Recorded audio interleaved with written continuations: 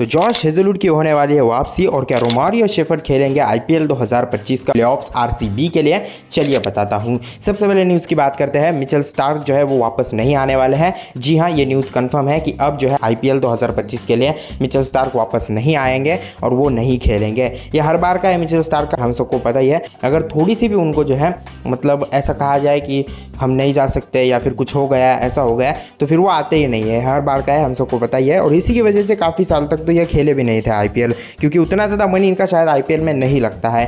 खिलाड़ी बहुत तगड़े हैं, बट कहीं ना कहीं जो है मुझे लगता है कि इनका मन उतना नहीं करता है। और इस साल भी इन्होंने जो है अपना नाम निकाल दिया है, मतलब ये नहीं खेलने वाले हैं। न्यूज़ कंफर्म है, अब वो वापसी नहीं करेंगे। और इससे पहले वो बता भी नहीं रहे थे कि मैं आऊँगा या नहीं आऊँगा, अभी तक कंफर्मेशन नहीं थी, लेकिन अब फिक्स बता दिया कि मैं खेलने के लिए नहीं आऊँगा।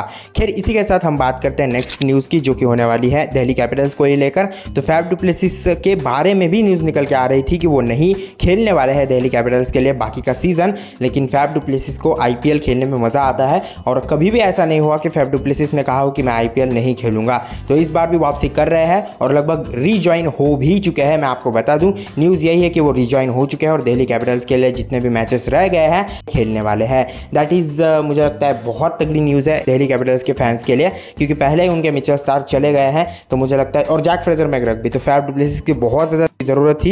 इसी के साथ एक और न्यूज़ है, ये दो टीमों को लेकर है और दो खिलाड़ियों को लेकर है। रोमारियो शेफर्ड और स्टेफन रदरफोर्ड दोनों के दोनों जो है आईपीएल 2025 का प्लेऑफ्स खेलने वाले हैं अपनी अपनी टीमों के लिए। ये बहुत बढ़िया बात है आरसीबी के फैंस के लिए और साथ साथ गुजरात टाइटंस के फैंस के लिए और उनके टीमों के लिए भी, क्योंकि ऐसा कहा जा रहा है कि वेस्ट इंडीज जो है उन्होंने उनकी जगह कौन से खिलाड़ी लेना है ये तय कर दिया है और उन्होंने कहा है कि आईपीएल में दो खिलाड़ी खेल सकते हैं। मुझे लगता है बहुत बढ़िया बात है दोनों टीमों के लिए, और क्योंकि दोनों टीमों के इन बैट्समैन ने अपना डोमिनेशन दिखाया इस सीज़न, तो मुझे लगता है कि जो प्लेऑफ्स में एक दिक्कत देखने को मिल रही थी कि ये दो टीमें जो है मतलब फॉर्म दिखा रही है सीज़न में, और अगर ये दोनों टीमों के ये खिलाड़ी अगर नहीं रहेंगे तो दिक्कत हो सकती है इस टीम को, ऐसा कहा जा रहा था। और अब वो दिक्कत नहीं रहेगी। हालांकि सॉल्ट और बटलर दोनों जाने वाले हैं दोनों टीमों से, और बेथल भी, तो वो दिक्कत तो होगी इन टीमों को, लेकिन कहीं ना कहीं एक एक बैट्समैन तो कम से कम रह गया है। तो आरसीबी के लिए गुड न्यूज़ है। एक और न्यूज़ है दिल्ली कैपिटल्स को लेकर, वो है मुस्तफिजुर रहमान को लेकर। तो Mustafizur Rahman as a replacement आए थे दिल्ली कैपिटल्स की टीम में, और वो थे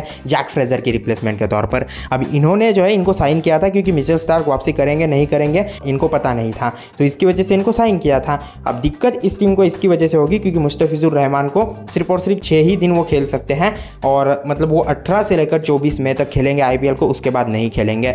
दिल्ली कैपिटल्स की किस्मत ही खराब है। मतलब इस सीज़न थोड़ा अच्छा फॉर्म दिखा रही थी, लेकिन जैसे सेकेंड हाफ आया कुछ ना कुछ खिलाड़ियों की दिक्कत हो गई, तो ये दिक्कतें हो रही है इस टीम को। लेकिन मुझे लगता है कि बेटर फॉर्म दिखाएगी दिल्ली कैपिटल्स। अभी तो यही न्यूज़ है कि मुस्तफिजुर रहमान 6 दिन के लिए सिर्फ और सिर्फ अवेलेबल हो गया, उसके बाद वो नहीं खेलने वाले हैं। खैर, पंजाब किंग्स की तरफ से न्यूज़ निकल आ रही है, मतलब इनके खिलाड़ियों की तरफ से जॉश इंग्लिश और मार्कस स्टोइनिस अभी तक ज्वाइन नहीं हुए हैं, और काफी लोग तो ये भी कह रहे थे कि मार्कस स्टोइनिस देश में ही वापस नहीं गए। ये लो भाई, अब ये तो वापसी ही नहीं कर रहे हैं। मार्कस स्टोइनिस, जॉश इंग्लिश जैसे खिलाड़ियों को मैं इतना ही कहना चाहूंगा, अगर आपको आईपीएल में रहना है तो आपको मैचेस खेलने होंगे, वापसी करिए। इनको कोई काम नहीं है, डब्ल्यूटीसी फाइनल में भी नहीं है शायद, लेकिन फिर भी ये जो है मैचेस खेलने के लिए नहीं आ रहे हैं। हालांकि न्यूज़ अभी ये है कि एक मैच जो होगा पंजाब किंग्स का फर्स्ट, वो ये मिस करेंगे, उसके बाद ये वापसी करेंगे। तो अभी जो उनके 3 मैचेस बचे हैं, तो 2 मैचेस के लिए खेलने के लिए जरूर अवेलेबल रहेंगे। लेकिन मेरा मानना यह है कि वापसी कर लेनी चाहिए। वैसे ऑस्ट्रेलियन खिलाड़ियों का ऐसा ही है, मिचेल स्टार्क और ये भी जैक फ्रेजर मैकग्रैथ भी, ये भी वापस नहीं आए। तो अब देखते हैं क्या होगा इन दोनों के बारे में। खैर, लास्ट न्यूज़ की बात करते हैं। जॉश हेजलवुड जो है वो शायद वापसी कर सकते हैं आरसीबी के लिए,